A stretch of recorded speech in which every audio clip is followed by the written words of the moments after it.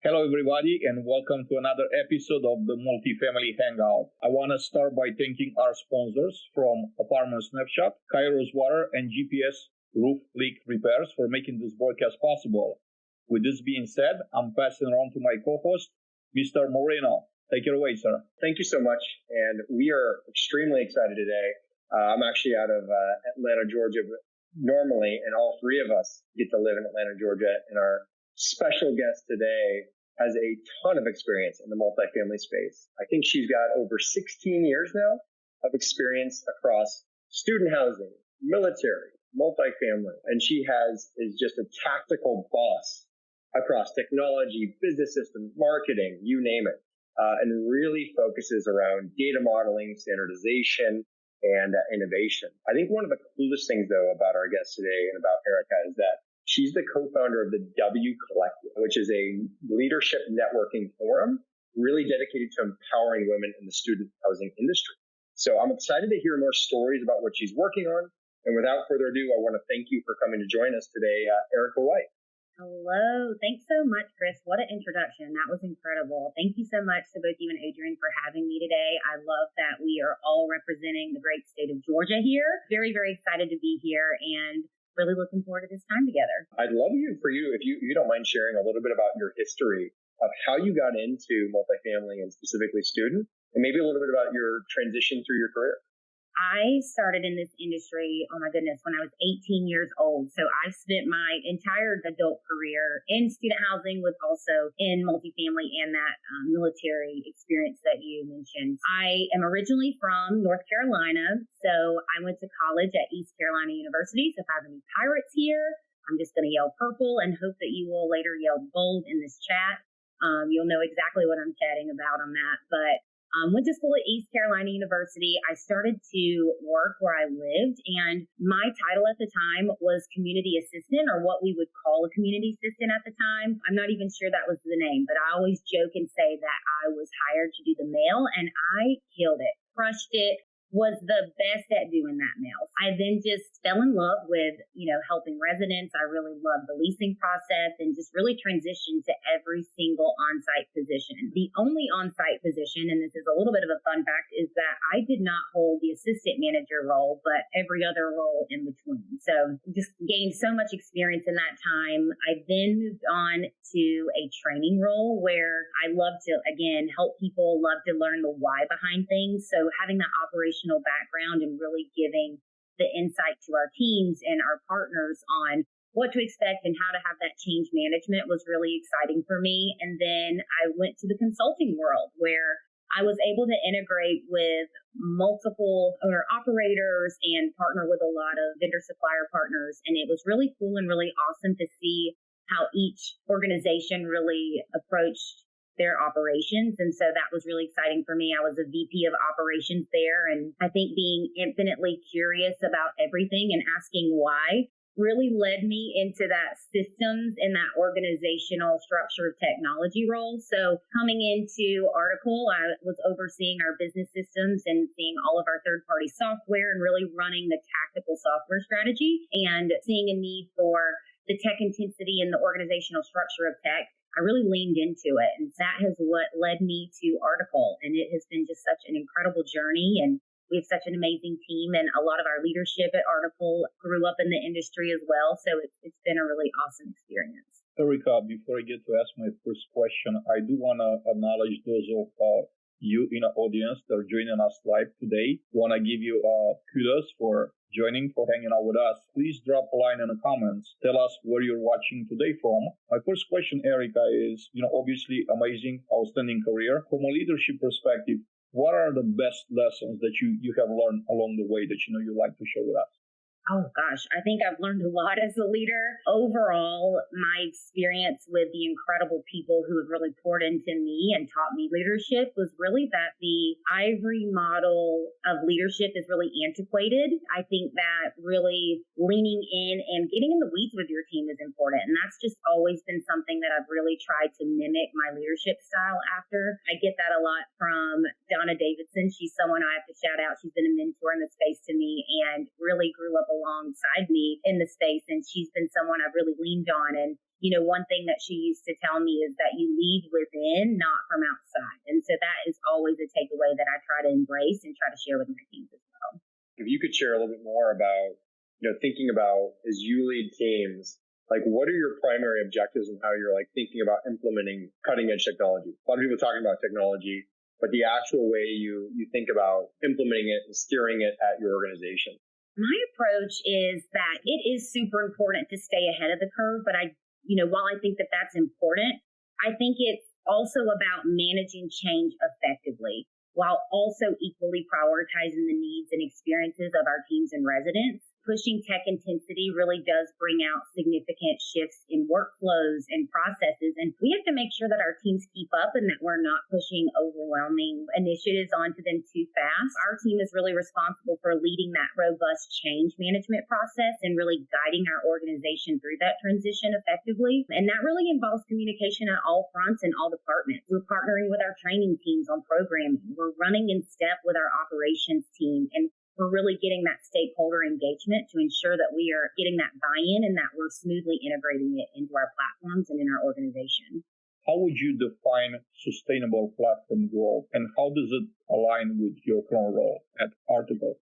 To me, I really think sustainable platform growth is the strategic expansion of an organization, but without placing undue burden on our culture and our people within. It's not just about expanding for the sake of expansion, but really ensuring that we have intentional growth standards and we're building a better future for those that we serve. I would say that this really aligns with my role just as I oversee systems and data analytics and our IT team. I really try to work alongside them to ensure that we're systematically and technologically set up for that flexibility, but also for our team to contribute to our growth across our platforms. I think one of the things you have co-founded, the W Collective, and maybe you want to give a little background on the W Collective first for those who haven't heard of it before. I'd love to hear maybe, a little bit about the founding of it, how you came up with it, and what inspired you to create it.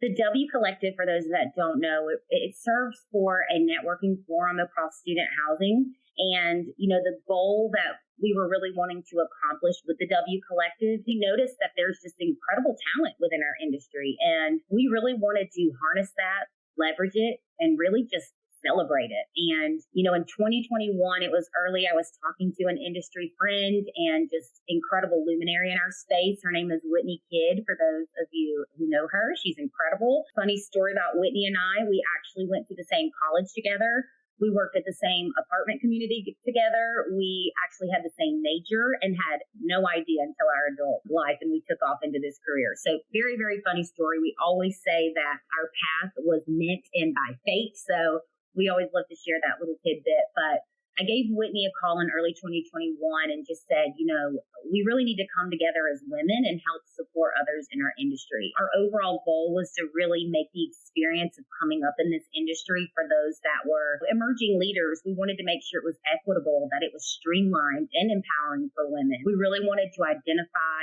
and promote and educate the next generation of women leaders, while also discussing impactful topics with our allies. We've seen a lot of these organizations or these groups that have come about, but I think one of the things that we really learned and took away is that we need our allies and we need them to be in step with us. And we've just seen incredible trajectory with that thus far. So it's been an incredible experience, and I'm excited to share more about, some of the impact that we've seen in the industry with it. Erica, you mentioned the end user and the buy-in that you're trying to get from the end users within your organization when it comes to implementing new technology. Months ago, I was at a PropTech conference, and leaders in the industry were mentioning 50 or 60 plus pieces of software, different programs that a entry-level leasing agent has to be proficient in. And this is way too much, right? It's not actually helping our employees, our associates. It's actually, we end up punishing them with technology. And it's an unrealistic expectation, really, to expect someone entry-level that, it's at an entry-level pay too, right? So you can't really pay them too much to absorb that much technology and, within a 30, 60, 90-day period. How do you see us as an industry mitigating that, situation? Because it seems like it's pretty widespread. And how do you approach it from a different angle at Article? One way that we try to approach that at Article is we really lean into that innovation cycle. We're identifying a problem, we're researching, we're doing data testing, we're rolling those out, we're identifying what success metrics that we're seeing. And then if that is something that we're seeing that we are solving for the resident experience, we're automating tasks and creating time savings for our on-site staff and team members. That is something that we would want to move forward with. But we collectively internally have this innovation committee where, we're checking in with our marketing teams, we're pulse checking with operations, we're making sure with finance and accounting that this is going to work for all of our operations. And so for us at Article, we're really looking at that innovation cycle and really leaning into that. We do see that happening in our space. Centralization is happening all around. So what I think centralization has happened is it can also be seen as a little overhyped just on the buzzword that you hear with centralization. But in reality, the actual impact is happening. We do see that across site. It is a real concept, and it really depends on how it's implemented and the impact on operations, I think. It depends on various factors, structure of the portfolio, size, location of the portfolio. I think it's about specific resident needs and staff needs and how, what we're trying to solve for at each specific market. I don't necessarily think every technology works in every market or that it's a blanket statement, in my opinion. It should be approached thoughtfully with a focus on optimizing processes and enhancing service delivery. I think those should be the main focus and really maximizing that value for all of our stakeholders. I think you're so right, because there's so many differentiators between the types of housing and the types of technology. And you're right, one size does not fit all. On that note, was there something that, maybe some technology that really stood out that transformed core processes for you that you remember you're like, oh man, we really stepped in and leaned into this hard? Are there any things you could share from your experiences, maybe in operations or in student housing over your tenure? I do want to speak to a little bit of how things have changed. This will probably date me a little bit, honestly, but it is insane to me to look back at my career and say, wow, we really relied heavy on paper leases, which, do not get me wrong, love a paper lease. I love a lease in general. There's never going to be a time that I'm not celebrating or high-fiving a lease. But the digitalization of the leasing process has changed so much. And sometimes I think, gosh, I wish I had those at my fingertips when I was coming up in the space. I think we've really put a focus on engagement opportunities and networks. I think that we are really able to speak directly to the renter that we are trying to serve now.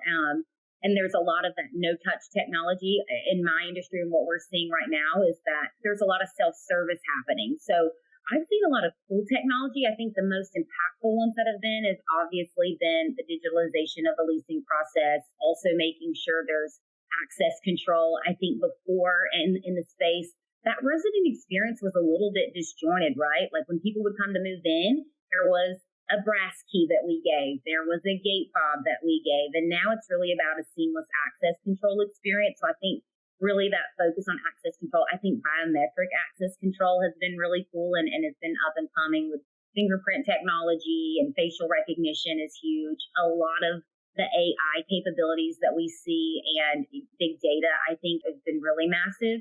For me specifically, the one that we really decided to lean into is big data and observability. I think it's not just about having the data at your fingertips. Yes, that's important. But what do we do with that data? How is it actionable? And how are we giving that to our site teams to make faster decisions and quicker decisions and just overall better decisions with the trends and things that we're seeing? Erica, you mentioned artificial intelligence. I'd like for you to stay a little bit on the topic and elaborate a little bit more. What are your thoughts in general about artificial intelligence in general? How does it influence the society? And then how does it influence our industry, and in particular, the part of the industry that you're representing? AI just holds tremendous potential as a tool to create efficiencies in real estate, no matter what sector you're in. I think by leveraging it, we can streamline various processes, automate process. And, we've always been able to, automate processes, but really that sophistication, I think, comes into play here. It really overall enhancing the experience. Where I think that we need to be cautious is that, it needs to be implemented thoughtfully, ensuring ethical use, but also ongoing monitoring to mitigate risk, I think, is important. It's not a set it and forget it technology, in my opinion, but really some cool things in automation, whether it's lead nurture, renewal nurture touch points, and also like predictive maintenance is huge. And then even that technology for and streamlining that bad debt recovery language and really automating that process as well. I think there's a lot of savings in it, but I do think it's about the way it's implemented is extremely important. It's not about just putting your foot on the gas and saying go, but really measuring that as well. Seeing you speak on a lot of panels, you're very involved, you and your team. In student housing business, I think they awarded you all some Innovator Awards, right? What are the different reasons for that? If you can share maybe some of the stories of what actions you took and why you and your teams are asked to speak so much.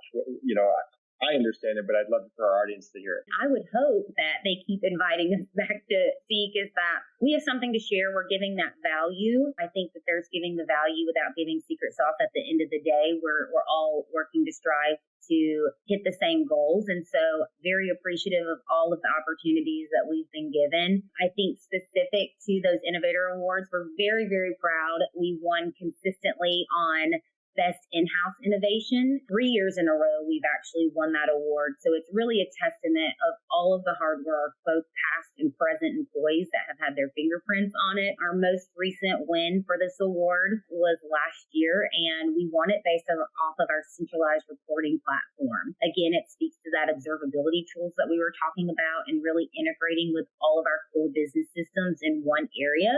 So we could have executive reporting, we had site level reporting and management reporting to where we could make those decisions faster. So really, really cool. We've won before with creating our own market survey, our own renewal tracker platform. So lots to say there. We won best Wi-Fi experience there.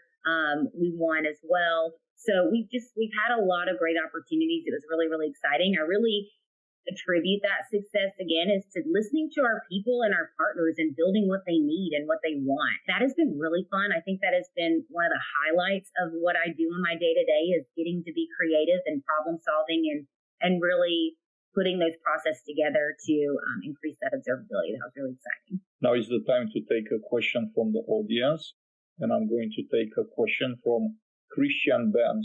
How has your team tackled retrofits on properties that don't necessarily have the infrastructure in place? We've really worked with a lot of strategic partners in that sense. So, for example, we've had partners that have had a lot of backwards compatibility, I think is important. And so when we are innovating, we expect our teams to innovate and our strategic partners to innovate with us. And so that's one thing that we've been seeing is that we want to work with people who have that backwards compatibility. And so that's something that we're going to continue to face is making sure we're prioritizing and looking advanced with those retrofits and looking at those strategic partners that do have that backwards compatibility. We've seen it actually recently on some of our access control and really being able to work and partner with some of those items. So thinking that way, trying to look to the future and having that agility in place in the beginning, I think is really important. How do you stay up to date on all the trends, all the technologies? As Adrian said, there's not really hundreds, there's thousands of companies trying to sell technologies into this industry. How do you keep up and keep your teams informed on what's going on? Really looking to those industry conferences and making sure that we're present at those and being informed with the trends that are happening in today, industry literature that's coming out, making sure that we're apprised of what's happening on a national level as well as locally and state as well. I think is really important. And one thing that's really been beneficial just to me personally is that I've just been able to network and within our sector and space is we've created what we call this innovation committee, this systems committee. We do partner and look to our, some of our competitors and friends in the industry. We do talk. It's a small space. We all say that, but we all do definitely talk. And that's something that we do is we kind of pace that together and we say, hey, what's worked for you? What hasn't worked for you? What results have you seen on this in this market? Because you're also there. So those are a lot of things that we do. I know that that's something Whitney and I talk about a lot. Sandra Barfield, her and I connect a ton. So it's really about pace setting and talking through those initiatives and also working with our strategic partners on that as well. So lots of reading goes into play for sure and talking and networking within our organizations as well. Erica, game-changing technology. I'd like to ask you if you could share with us some examples of how specific pieces of tech have transformed core business processes and operations within the student housing. A lot of the access control and having that seamless experience, like we mentioned before, has been huge across the board. The digitalization of leasing has been massive. Also virtual tours, that was unheard of when I was coming up in the space. So just, really allowing that seamless experience for our prospects to be able to experience our communities on their own time and in their own way. I think that that's been really huge. We've only increased with cloud security. I think that that's been massive and really been able to increase cybersecurity awareness. That is something I've really dug into in the past few months, and it has been so interesting and fun to work through that. We actually just hired a director of technology on our team, and he comes with just such a wealth of knowledge in the industry with 24 years of experience plus, and just we've gotten to partner a lot on new initiatives that we're really excited about. But overall, tons of things happening in the space since I kind of came up in there, and I think that game-changing technology really starts with things like self-guided tours and things like that. You step out, because it was interesting. There were some shares recently about some people going back to basics. And my theory is that, people who use technology are going to outperform those who do not. It sounds like you're definitely above and beyond. I'm curious to get your thoughts. How different, or maybe like some surprises for you, how different some people might think student housing, military, multifamily, Class A to Class C are all the same from the outside. But maybe what are some things that maybe surprised you about how different they were when you traversed them in your career? Student housing has gotten its fair share of just challenges, but excitement along the way. I always joke and say, and for those that are here on student housing, you will agree to this, you never have the same day twice. There is just something happening all the time. And maybe that's why I love it. I think I love the excitement of it, maybe a little bit of chaos. I've always loved that. But it was definitely very different when it came to stepping into military housing. For once, the difference that I saw huge was just in general of roommate matching. Student housing, roommate matching is a little different. We were going by the bed. You have your, profile. We're doing all of the things. You can choose your own roommates. There's a lot of technology around that as well. But with military housing, there's a lot of acronyms you have to know. There's a lot of matching based off rank that I found myself just actively researching. So that was incredible and a really huge experience to learn for me. My mother-in-law is actually in the military. She is stationed by Fort Knox area. It was really interesting to hear her perspective of that as well. So that was kind of cool to get to navigate. It's been fun just being able to experience each different sector and how they differ all around. And coming from on-site myself, I've always been able to kind of put myself in the shoes of the renter and even the the staff on site to see what are we looking to solve for and not be so out of touch. So it's nice to be able to tap into that as well. It was pretty amazing during COVID how people said, wow, all these college kids are going to go home. Colleges are shutting down. Student housing is over. What are people going to do? Are they going to have to convert all this student housing to traditional housing? And it seems like that's anything but. I mean, as your experience has it gotten stronger? Has it gone the other way? What have you seen over the last couple of years? Yeah, I think it's been, honestly, really strong. There was always a need. And I think it's so crazy to think that COVID was 4 years ago and that we are outside of that realm. But I think what really was awesome about the student housing space is that our agility and adaptability, it is almost like while there were challenges, there was a lot of collaboration during that time in the sector. And what was really cool about it is that people were saying what worked. And it was almost like, oh, we just flipped the switch. We're just changing this route. We're all working from home. We're all having this. And it just was business as usual. And I thought that was so interesting. I know that there was a lot of requests for me at that time specific to COVID. I was consulting. I was traveling, obviously, when there were no mandates and stay-at-homes in place at that time. But I was still traveling, helping out on site. There was still things that were still happening and operations moving and going forward, especially preparing for turn every year. There was still so much and things to do. So to me, it was the opposite of that quiet time and shutdown time. Has picked up and was strong ever since, but definitely very altering to our industry, I would say. Erica, big picture, what are the main challenges that you see now in 2024 for our industry that we have to overcome? There are going to be some challenges of just ensuring that we're embracing technology and those that we're partnering with continue to see that value. I think that what's really been cool in our space, and that hasn't always been the case, is that innovation has really become this pillar of organizations where before it may have seemed kind of ancillary, but now it's a standard, I would say. So I've really loved seeing that. I think that we will continue to have to manage that change management and the process. We've seen a lot of that, like I said, foot on the gas, forward movement.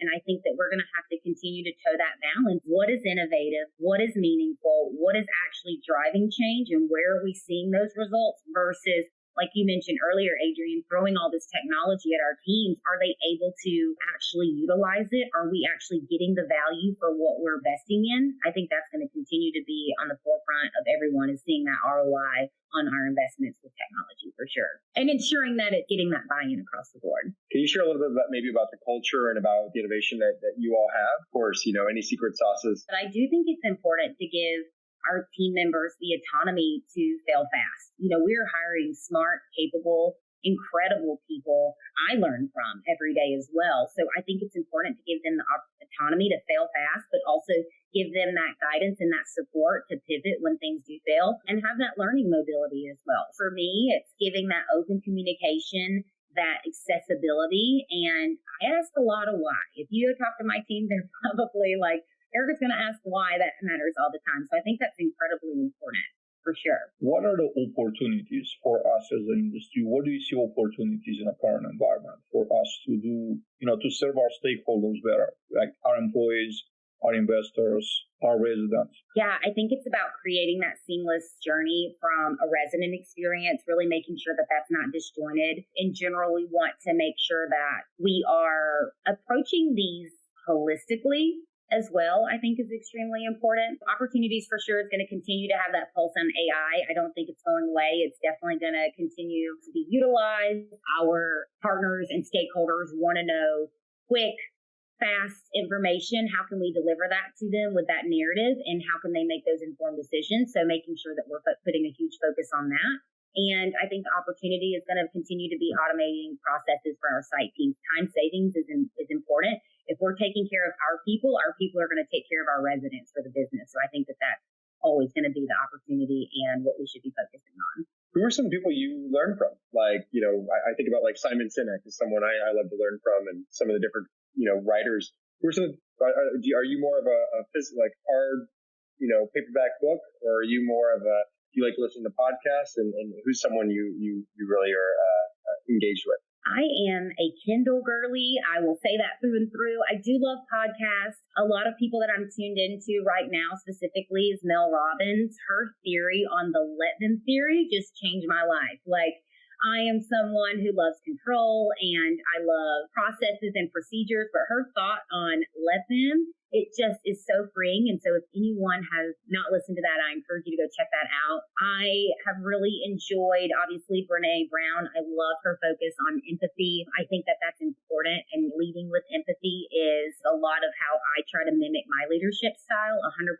And then also Alex Sheen. I had heard Alex Sheen speak in person at once, and he is the founder of that Because I Said So movement. That is something that really spoke to me and was something that words matter, and it's something that I take with me all the time. And it doesn't matter what my focus is, whether it's professional, personal, because I said something, and if I bring that into the existence and I say I'm going to do it, it's important for me to mimic that and make sure that I follow through. So those are three people off the top of my head professionally that I love to stay on top of what they've got going on, listening to their podcast and anything that they're publishing.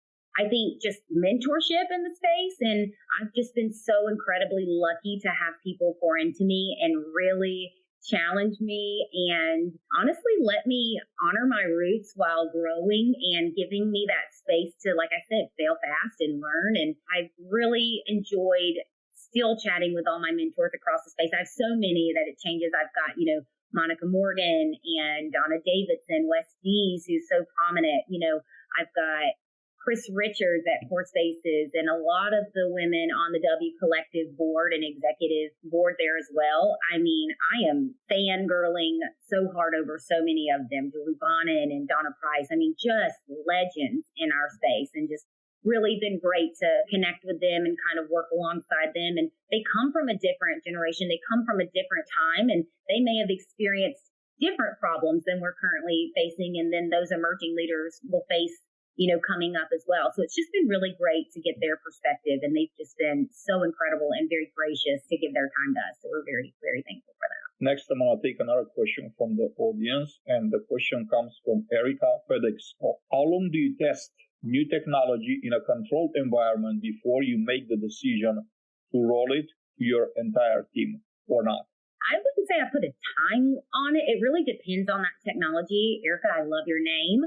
For us, an example, it depends on what we're looking for. When we're going into testing these items, I think what we want to do and create is always go ahead and create those success metrics on the front end with all of our key stakeholders. So we're looking at, okay, this team, this team, this team. If this works, what is needed for this to be considered a success from your department, and getting that key stakeholder buy-in. So that way, when we are testing and we are checking and tying that these things are sustainable over time as well, we can say that this is a value add. This is exactly something that we want to move forward and push forward with. And that is really how we test it along that side. I wouldn't say it's a necessarily time limit.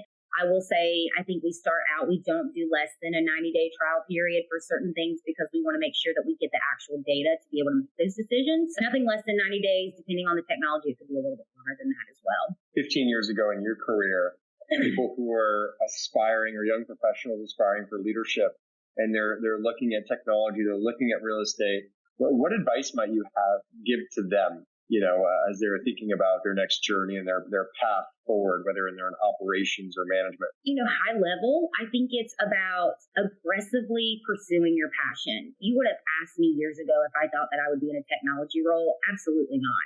I never thought that, but I had passion for, optimization. I had a passion for systems and performance, and I really love that. And so I aggressively chase that. I think it's about finding what you love so you can pour into that. You get mentors along the way. And I've said it a couple times here today as well, but being that infinitely curious, do the exploration, know what you're looking for. I would definitely say that. I would make sure that you are chasing exactly what you want to do and explore different paths. I know that we encourage at Article, if I tell site teams all the time, like if there is something that you're interested in learning, reach out. Let's talk through it. I think there's a great and huge opportunity with sponsors is what I call them, having someone in your organization that kind of pulls you up the ranks or gives you kind of that inside scoop and knowledge and kind of trains you up along the way. I think that's important. And I would tell them, don't be hesitant to ask the question because there's going to be people who want to give you those answers. So ask all the questions. There's nothing that is too small to ask. I would definitely encourage that. Next, Erica, I want to look forward, open the window, and look towards the future. What are some trends that you see happening in the second part of 2024 and 2025? I think that we're going to continue to see, and I hope it's not just a trend. I hope this is something that's going to continue to move forward. But I'm hoping that we're going to continue to see a lot of integration from our strategic partners with all of our core business processes. I think that that's going to continue to happen. We're seeing a lot of integration and a lot of requests for API access and having these feeds and making sure it's integrating with our core business processes. So for me, I think that's going to continue to push and be a major focus. Again, I think I said it a couple times as well. I think AI, again, is going to continue to be big. I know it's being leveraged really heavily on the, bad debt recovery side and having that language and pushing that and creating that optimization there for sure. I think that the centralization of systems is going to continue to be a focus. How are we maximizing and making the most out of our partnerships? And how are we utilizing that across all platforms of the business? I think that's going to continue. It almost feels like there isn't an area of our businesses now that AI isn't jumping into. Have you implemented AI across your teams and across your company, or is that still something you're early on? Yeah, we definitely do utilize AI. There's some, discussion about, utilizing that with our message centers and some of our communication tools. We definitely have with bad debt recovery. We definitely use AI from a lead nurture perspective. But what's important with it is that we're also implementing the human touch alongside it. Again, I think it's very important not to just expect systems to manage that experience for us, but definitely having that human touch and that guidance from our site teams. Our residents want to lease from our people. They want to live where our people are creating those experiences as well. I think that's been equally important and something that we've tried to cross-collaborate with as well. Next, I have another question from the audience, and this one comes from Ashley. Knowing what you know now and with where you are today, what are a few areas where you wish you had jumped into and learned more on sooner? From someone who just will Google search everything over here, I love to just learn. This isn't necessarily ethical lesson that I wish I would have learned sooner, but something that I had a mentor tell me before. And growing up in this space, again, I started in this industry when I was in college. I was right at 18. Something I wish I would have learned sooner is that it's okay to be authentically you, and what you bring to the table matters, and the way you bring it to the table matters. Broadly, one thing that I wish that I would have learned sooner, an area I wish I would have, is just making sure it's okay and knowing it's okay to be authentically you. I think that that's been incredibly important for me to learn personally as a leader, not specific to technology or any process, but growing up, I used to say I would feel like I needed to paint myself the color of the walls to fit in. I was a people pleaser. I didn't follow my gut always. When I knew what my gut was saying was correct, I had the knowledge. I was the one for the job, or I was equipped for the job. And I think imposter syndrome, specifically to women as well, is something that happens across the board. I want to say that it's okay to have those feelings, that we always have those feelings. And I wish I would have known that sooner, because I put myself through a lot not knowing that sooner, because it's not about being the wall color. It's about being the room. And that is something that I think I wish I would have learned a lot sooner. Is there someone, you also talked about, I think your mother who's in the military, but is there someone maybe that was the most influential person in your life, maybe growing up, that made a huge impact on you? 100%. My sister. I have to say, growing up, my sister is 4 years older than me, and she is one who has solely, I say, pretty much raised me growing up. We didn't have the easiest childhood growing up, but we learned a lot along the way. And she is someone who taught me how to be a mother, how to stay firm and stay strong in the face of challenges, really be tenacious. And she is someone who I continue to look to for leadership. She is just an incredible person. If you or to see us out, we look very similar, but we are night and day different. She is just incredible. She is a stay-at-home mom in North Carolina. She lives on a farm. I live here in the city in Atlanta. We just have two totally different lifestyles, but in the best way. She is just such a fierce woman, and someone I hope that I could even become half of who she is. Definitely most influential person there for sure. Erica, the journey at the top could feel lonely at times. I don't know if you have that feeling every now and then, or maybe often. How do you overcome this loneliness? I don't feel like I'm at the top, honestly. I don't feel lonely either. And I'll explain why. I still have so much to accomplish, and I believe that there's always a new height to climb. And over my career, I've really always tried to embrace the responsibility of sending the ladder back down. That's something that I always talk about, and bring other people alongside me. So if I'm lonely and I'm sitting here at the top lonely, then I have not done my job effectively. And I truly, truly believe that. Knowing that my success is not solely measured by personal achievements, but really by the impact that I have on others, drives me forward. And I think it's about fostering that culture of collaboration and support where we can all rise together. And it's really a lot of the impact that I want to see with the W Collective, and a lot of the forward movement I want to see in representation and DEI and belonging in our space. Those are all things that we're looking to accomplish overall as an industry collectively. And so that's really something that I don't think that I'm at the top, and definitely want to make sure that I'm bringing others along. Having to overcome or having to think, or kind of what has kept me going, I would say, is, like I mentioned, I am incredibly tenacious. And if you know me, you could probably argue maybe I'm a little stubborn in that sense. But I think the ability to persevere in the face of challenge and setbacks really has allowed me to navigate ups and downs. The women's basketball coach at Duke, she had this huge speech. A lot of people have shared this on LinkedIn, and it is one that resonates with me and something I strive to be. It's being someone who handles hard well. How are you someone who handles challenges and navigating that when things shift and things like that? So really having that and embracing that obstacle and being someone who handles hard well is really important to me, and something that I try to utilize to keep me moving forward. When you think about legacy, and I'm trying to learn about legacy right now, I think Adrian as well, we've had some conversations about this. How you pass that baton? You're obviously doing it with the W Collective and in your work. What impact do you hope to have on the industry as a whole and on others? And how do you want to be remembered in 40 years, 50 years from now? Wow. I hope I do this question justice. I want to be someone who's looked at that I wasn't afraid to embrace change. I wasn't afraid to stand and challenge the status quo. And I know we talk a lot about the work that we're doing, but an impact and things that I hope I'm remembered for is that I was bold enough to stand up and say, hey, at this interface conference, a lot of us are, on this panel and we're talking, and I want to be remembered for being brave enough to say, hey, we are not forced to have this mindset. Let's look at what we're doing for parental leave. How can we keep women in the workforce? And how can we do that by supporting them?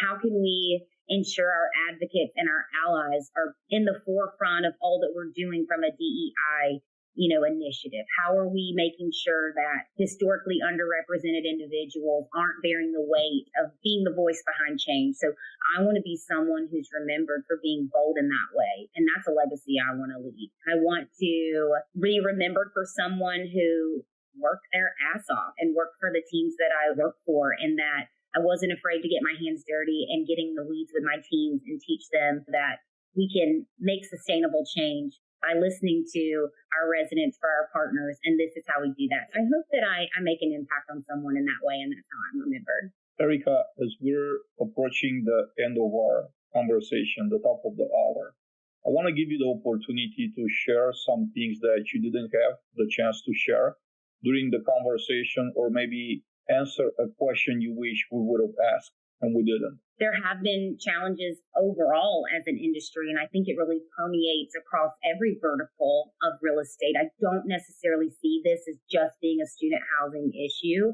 There is a huge focus for underrepresented individuals to bear that change and that be the voice of change, when in reality, that's collectively all of our responsibility. Just wanting to bring that conversation to light and ensure that we're putting our allies and our advocates at the forefront of our endeavors as an industry to make that sustainable change, because it's important across the board. We're our decision makers in ensuring that we're creating belonging in our space. So that's something that's been really talked about and really important to us and exciting. Erica, amazing conversation. I love the deep of your thoughts. I'm grateful that you joined us for an hour. You took an hour out of your busy day. I want to pass it on to Chris, and want to ask you, Chris, any final thoughts? I mean, this is a blast. It's always great. I love your initiatives. I love your fire and your passion. I think you set a great example. My kids get to work for you someday as they grow up. Number two, I think we'll have to watch for you're going to be in person. If anyone who's going to be at the Interface Student Housing in Austin, make sure to go to your panel. And then number three, I'll have to watch for any webinars that you're doing online. So for those who can't travel but can make it out, are you going to be going to Apartmentalize this year? Hoping to be there. I'll be it's right during my birthday week. So June 19th is my birthday. So right in the middle of that. Very excited. Definitely doing a lot with NAA on the Cultivate side of things. If you haven't heard about that and you have questions, definitely reach out. They've been really incredible with a lot of their content that they have been creating, and we're really excited to share. If you are at Interface and you want to connect, make sure you let me know. We do have a few panels. We have a roundtable that we're discussing just cultivating success with the W Collective. And then we're actually having a presentation where we are having a lot of women in the capital market space and letting them share their journeys and how they've come up in the space as well. So very, very excited to hear from them. Very grateful for their time as well. And I appreciate you all even thinking of me to be here today. It is just incredible what you all are doing. I follow you both very, very closely, and I'm just so honored to be here and just very much appreciate your time as well. Thank you again, Erica. And I do want to give a huge shout out to all of you in the audience. You've been more active in commenting and asking questions than I can even remember for how long. Unfortunately, we ran out of time, so we couldn't take more questions. We saw your questions. Hopefully, Erica, if you have a couple of minutes, like after we finish the live, maybe you could type up a couple of answers. Although we have like 4 or 5 questions that we couldn't get to, right? So we couldn't get to ask you. So again, thank you all very much for making this an amazing platform here, for being with us every single Thursday. I also want to thank our sponsors for making this possible. They are Apartment Snapshot, Kairos Water, and GPS Roof Leak Repairs. I'm Adrian Danila, one of the hosts, right here with Chris Moreno and Erica White. Thank you again for being with us today. We hope to see you back here next Thursday, 3 p.m. Eastern Time. Have an amazing afternoon. Bye, everyone. Thank you.